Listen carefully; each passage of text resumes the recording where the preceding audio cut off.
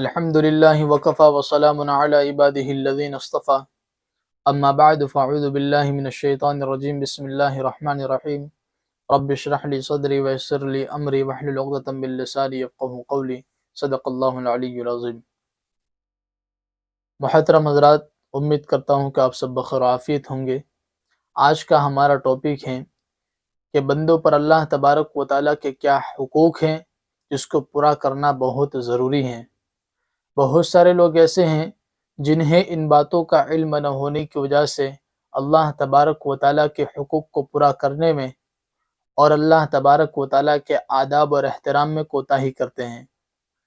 ہم سب جانتے ہیں سوشل میڈیا کا زمانہ ہے، ہر روز ایک نئی بات سامنے آتی ہے جس میں کبھی کبھی ان باتوں کو ہی بتایا جاتا ہے کہ اللہ تبارک و تعالیٰ کے عبادت کے ساتھ غیر اللہ کی بھی عبادت کی جائے۔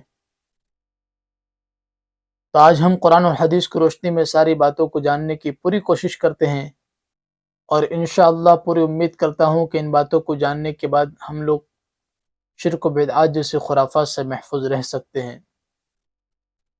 تو سب سے پہلا حق جو بندوں کے ذمہ اللہ تبارک و تعالیٰ کا ہے وہ یہ ہے کہ بندے اللہ تبارک و تعالیٰ کے علاوہ کسی کی عبادت نہ کریں، صرف اور صرف اللہ تبارک و تعالیٰ کی عبادت کریں۔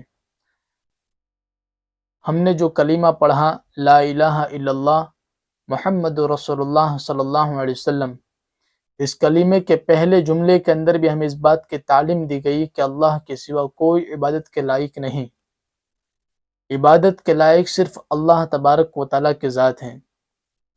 قرآن کریم کے اندر اللہ تبارک و تعالیٰ فرماتے ہیں وَمَا أُمِرُوا إِلَّا لِيَعْبُدُوا اللَّهَ مُخْلِصِينَ لَهُ الدِّينَ حُنَفَاءَ وَيُقِيمُوا الصَّلَاةَ وَيُؤْتُوا الزَّكَاةَ وَذَلِكَ دِينُ الْقَيِّمَةِ، جس کا ترجمہ ہے کہ انہیں اس کے سوا کوئی اور حکم نہیں دیا گیا تھا کہ وہ اللہ کی عبادت اس طرح کریں کہ بندگی کو بالکل یکسو ہو کر صرف اللہ تبارک و تعالیٰ کے لیے خالص رکھیں، اور نماز کو قائم کریں اور زکوٰۃ ادا کریں، اور یہی سیدھی سچی امت کا دین ہے۔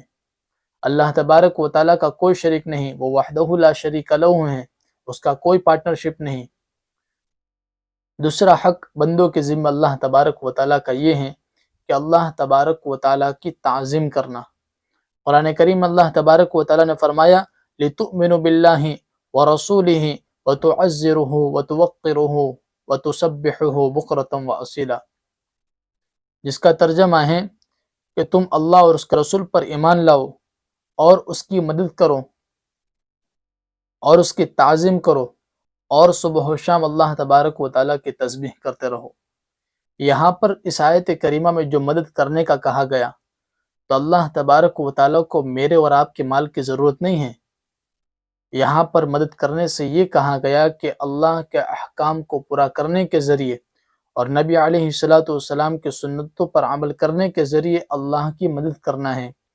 اور آیت کریمہ میں دوسرا کہا گیا کہ صبح و شام اللہ تبارک و تعالیٰ کی تسبیح کرتے رہنا چاہیے۔ تو اللہ کے نبی صلی اللہ علیہ وسلم نے روزانہ جو کام کی جاتے ہیں ان کاموں کی جو دعائیں بتلائی ہیں، وہ دعائیں بھی اس تسبیح میں شمار کی جائے گی۔ اس کے بعد ہے کہ اللہ تبارک و تعالیٰ سے ڈرتے رہنا چاہیے۔ قرآن کریم اللہ تبارک و تعالیٰ نے فرمایا ذَلِكَ يُخَوِّفُ اللَّهُ بِهِ عِبَادَهُ يَا عِبَادِ فَاتَّقُونِ، جس کا ترجمہ ہے کہ یہ وہی چیز ہے جس سے اللہ اپنے بندوں کو ڈراتا ہے، لہٰذا اے میرے بندو میرا خوف دل میں رکھو۔ اس کے بعد ہے کہ اللہ تبارک و تعالیٰ کے اطاعت میں مشغول رہنا چاہیے اور نافرمانی کو چھوڑ دینا چاہیے۔ قرآن کریم اللہ تبارک و تعالیٰ نے فرمایا وَمَن يُطِعِ اللَّهَ وَرَسُولَهُ يُدْخِلْهُ جَنَّاتٍ تَجْرِي مِن تَحْتِهَا الْأَنْهَارُ خَالِدِينَ فِيهَا وَذَلِكَ الْفَوْزُ الْعَظِيمُ وَمَن يَعْصِ اللَّهَ وَرَسُولَهُ وَيَتَعَدَّ حُدُودَهُ يُدْخِلْهُ نَارًا خَالِدًا فِيهَا وَلَهُ عَذَابٌ مُهِينٌ، جس کا ترجمہ ہے کہ جو شخص اللہ اور اس کے رسول کی اطاعت کرے گا تو اللہ تبارک و تعالیٰ اس کو ایسے باغات میں داخل کرے گا، اور جو شخص اللہ اور اس کے رسول کی نافرمانی کرے گا اور اللہ کی مقرر کی ہوئی حدود سے تجاوز کرے گا یعنی آگے بڑھے گا، تو اسے اللہ تبارک و تعالیٰ دوزخ میں داخل کرے گا جس میں وہ ہمیشہ رہے گا، اور اس کو ایسا عذاب ہوگا جو اسے ذلیل کر کے رکھ دے گا۔ اس کے بعد ہے کہ اللہ تبارک و تعالیٰ کے سامنے عاجز اور محتاج بنے رہنا۔ قرآن کریم اللہ تبارک و تعالیٰ نے فرمایا یا ایھا الناس انتم الفقراء الی اللہ، جس کا ترجمہ ہے کہ اے لوگو تم سب اللہ کے محتاج ہوں۔ اس آیت کریمہ سے ہمیں اس بات کا پتہ چل گیا کہ دنیا کے اندر کا ہر انسان اللہ تبارک و تعالیٰ کا محتاج ہے، چاہے وہ اللہ کا ولی ہی کیوں نہ ہو۔ آج کل جو اولیاء اللہ کے مزارات ہیں، ان مزارات پر جا کر جو مرادیں مانگی جاتی ہیں اور ان سے جو حاجتیں مانگی جاتی ہیں اور انہیں جو مشکل کشا سمجھا جاتا ہے، یہ ساری باتیں غلط ہیں، ان سے بچنا چاہیے، کیونکہ ہمیں پہلے بھی بتا دیا گیا کہ صرف عبادت اللہ تبارک و تعالیٰ ہی کی کرنا ہے اور اپنی ساری مرادوں کو اللہ تبارک و تعالیٰ ہی سے مانگنا ہے، کیونکہ یہ اللہ کے ولی بھی اللہ کے محتاج تھے اور ہم بھی اللہ کے محتاج ہیں۔ انہوں نے بھی اللہ تبارک و تعالیٰ سے اپنی ضرورتوں کو مانگا ہے، تو ہم بھی اپنی ضرورتوں کو اللہ تبارک و تعالیٰ سے مانگیں گے۔ اور وہاں پر جو سجدہ کرتے ہیں تو یہ سجدہ کرنا بھی بالکل غلط ہے۔ سجدہ کرنے کے لائق بھی صرف اللہ تبارک و تعالیٰ کی ذات ہیں اور کوئی نہیں جسے سجدہ کیا جائے۔ تو ان سارے کاموں سے بچنے کی کوشش کرنا چاہیے۔ اس کے بعد ہے کہ اللہ تبارک و تعالیٰ ہی پر بھروسہ کرنا چاہیے۔ قرآن کریم اللہ تبارک و تعالیٰ نے فرمایا وَعَلَى اللَّهِ فَلْيَتَوَكَّلُوا إِن كُنتُم مُؤْمِنِينَ، جس کا ترجمہ ہے کہ اپنا بھروسہ صرف اللہ پر رکھو اگر تم واقعی صاحب ایمان ہو، یعنی ایمان والے ہو۔ اس کے بعد ہے کہ اللہ تبارک و تعالیٰ کے ساتھ اچھا گمان رکھنا چاہیے، حسن ظن رکھنا چاہیے۔ حدیث مبارکہ میں اللہ کے نبی صلی اللہ علیہ وسلم نے فرمایا انا عند ظنی عبدی بی۔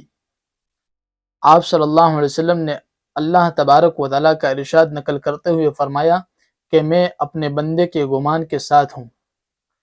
کیا مطلب اس کا؟ یعنی جیسا وہ میرے ساتھ گمان رکھتا ہے میں اس کے ساتھ ویسا ہی معاملہ کرتا ہوں۔ اس حدیث مبارکہ سے ہمیں اس بات کا پتہ چل گیا کہ کبھی کسی انسان پر کوئی مصیبت آتی ہے، اس وقت وہ انسان نہ جانے اللہ تبارک و تعالیٰ کو کیسے کیسے الفاظ سے بولتا ہے، تو یہ سارے الفاظ نہیں بولنے چاہیے۔ یہ الفاظ انسان کو کفر تک لے جاتے ہیں، اس سے بھی بچنا چاہیے۔ اس کے بعد ایک اللہ تبارک و تعالیٰ سے حیا کرنا چاہیے، شرم کرنا چاہیے، یعنی ہر وہ کام جو لوگوں کے سامنے ہم شرم و حیا کی وجہ سے نہیں کرتے، تو اسے اللہ تبارک و تعالیٰ سے شرم کرتے ہوئے بدرجہ اولیٰ نہیں کرنا چاہیے۔ ایک طویل حدیث میں اس بات کو بیان کیا گیا ہے کہ اللہ کے نبی صلی اللہ علیہ وسلم سے پوچھا گیا قیل یا رسول اللہ فإن كان أحدنا خاليا قال فالله أحق أن يستحيا منه من الناس۔ اللہ کے نبی صلی اللہ علیہ وسلم فرمایا کہ اللہ کے نبی صلی اللہ علیہ وسلم سے پوچھا گیا اے اللہ کے رسول، اگر ہمارے گھر میں میاں بیوی کے سوا کوئی اور نہ ہو تو بھی ہم پر یہ ضروری ہے کہ ہم اپنے ستر کو چھپائیں؟ تو اللہ کے نبی صلی اللہ علیہ وسلم فرمایا کہ لوگوں کے مقابلے میں اللہ تبارک و تعالیٰ اس بات کا زیادہ حقدار ہے کہ اللہ تبارک و تعالیٰ سے شرم کی جائے، حیا کی جائے۔ اس کے بعد ہے کہ اللہ تبارک و تعالیٰ کا ذکر کثرت سے کرنا چاہیے۔ قرآن کریم اللہ تبارک و تعالیٰ کا ارشاد ہے یا ایھا الذین آمنوا اذکروا اللہ ذکرا کثیرا وسبحوہ بکرۃ واصیلا، جس کا ترجمہ ہے کہ اے ایمان والو، اللہ تبارک و تعالیٰ کو خوب کثرت سے یاد کیا کرو اور صبح و شام اللہ تبارک و تعالیٰ کی تسبیح کرتے رہو۔ اس کے بعد ایک اللہ تبارک و تعالیٰ سے ملاقات کی تمنا کرتے رہنا چاہیے۔ حدیث مبارکہ میں آتا ہے من احب لقاء اللہ احب اللہ لقاءہ ومن کرہ لقاء اللہ کرہ اللہ لقاءہ، جس کا ترجمہ ہے کہ جو شخص اللہ سے ملنا پسند کرتا ہے اللہ تبارک و تعالیٰ بھی اس سے ملنا پسند کرتے ہیں، اور جو شخص اللہ تبارک و تعالیٰ سے ملنا ناپسند کرتا ہے اللہ تبارک و تعالیٰ بھی اس سے ملنا ناپسند کرتے ہیں۔ اس لیے ہر وقت ہمیں اللہ تبارک و تعالیٰ سے ملنے کی امید رکھنا چاہیے۔ اس سے اس بات کا پتہ چل گیا کہ ہر وقت آدمی کو اپنی آخرت کی تیاری کر کے رکھنا چاہیے، آخرت کے لیے ذخیرہ کر کے رکھنا چاہیے۔ اس کے بعد ہیں کہ اللہ اور اس کے رسول کی محبت کا تمام چیزوں کی محبت سے زیادہ ہونا۔ ایک حدیث میں اللہ کے نبی صلی اللہ علیہ وسلم نے فرمایا ثلاث من کن فیہ وجد حلاوت الایمان، من کان اللہ ورسولہ احب الیہ مما سواہما، جس کا ترجمہ ہے کہ آپ صلی اللہ علیہ وسلم فرمایا کہ 3 صفات جس میں پائی جائے گی اسے ایمان کی حلاوت نصیب ہو جائے گی۔ ان میں سے ایک یہ ہے کہ جس کے نزدیک اللہ اور اس کے رسول کی محبت اس کے ماں سوا تمام چیزوں سے زیادہ ہو، یعنی ہر چیز میں وہ اللہ اور اس کے رسول کی رضامندی کو دیکھے اور اس کے مطابق عمل کرے۔ اس کے بعد ہیں کہ اپنے معاملات میں شریعت ہی کو حکم بنانا۔ قرآن کریم میں اللہ تبارک و تعالیٰ نے فرمایا اِنَّا أَنزَلْنَا إِلَيْكَ الْكِتَابَ بِالْحَقِّ لِتَحْكُمَ بَيْنَ النَّاسِ بِمَا أَرَاكَ اللَّهُ، جس کا ترجمہ ہے کہ بے شک ہم نے حق پر مشتمل کتاب تم پر اس لیے اتاری تاکہ تم لوگوں کے درمیان اس کے طریقے کے مطابق فیصلہ کرو جو اللہ تبارک و تعالیٰ نے تم کو سمجھا دیا ہے۔ اللہ تبارک و تعالیٰ نے کیسے سمجھایا؟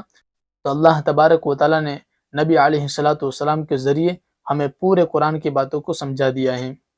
اس کے بعد آخر میں ہے کہ دین کی آسانی کا یقین رکھنا، ہمیشہ یہ بات سمجھنا کہ دین بالکل آسان ہے۔ اللہ کے نبی صلی اللہ علیہ وسلم کی حدیث مبارکہ ہیں ان الدین یسر، آپ صلی اللہ علیہ وسلم فرماتے ہیں کہ بے شک دین آسان ہے، اس لیے ہمیشہ دین کو آسان سمجھنا، اور آج کل جو لوگ دین کو مشکل بنا کر امت کے سامنے پیش کرتے ہیں ان سے گزارش ہے کہ دین جو آسان ہے تو اسے آسان رہنے دیں، اسے مشکل بنا کر امت کے سامنے پیش نہ کریں، بلکہ اسے آسان بنا کر امت کے سامنے پیش کریں تاکہ لوگوں کو عمل کرنے میں اور آسانی ہو۔ یہ ساری باتیں تھی اللہ تبارک و تعالیٰ کے جو حقوق بندوں کے ذمے ہیں اس کے متعلق۔ انشاءاللہ ان باتوں کو جانیں گے کہ بندوں کے ذمے اللہ کے نبی صلی اللہ علیہ وسلم کے کیا حقوق ہیں۔ اللہ تبارک و تعالیٰ سے دعا کرتا ہوں کہ اللہ تبارک و تعالیٰ ان باتوں پر سب سے پہلے مجھے عمل کرنے کے توفیق عطا فرمائے، اور اس کے بعد آپ حضرات کو۔ وآخر دعوانا ان الحمد للہ رب العالمین۔